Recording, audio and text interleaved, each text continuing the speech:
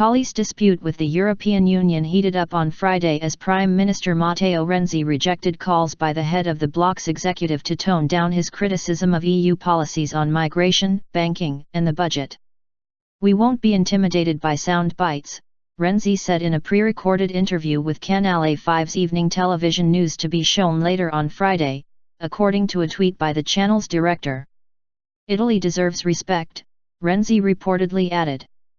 He was responding to comments from European Commission President Jean-Claude Juncker earlier in the day.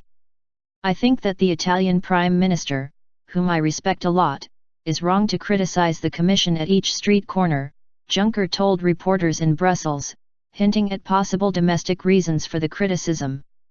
"I keep my bitterness, which is big, in my pocket," Juncker added.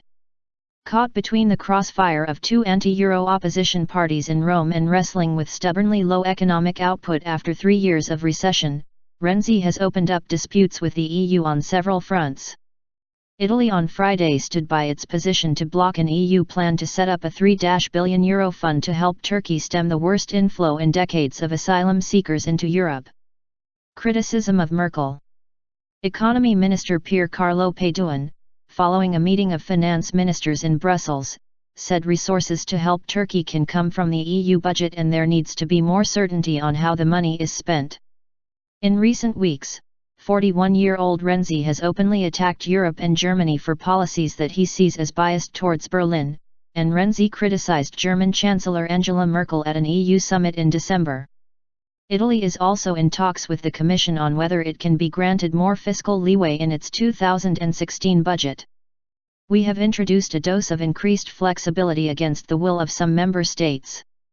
Italy benefits from all the flexibility that has been introduced," Juncker said. In his interview with Canale 5, Renzi said the EU opened up to the idea of loosening the budget reins only after much insistence on Italy's part, Canale 5 director Clemente Maimun said on Twitter.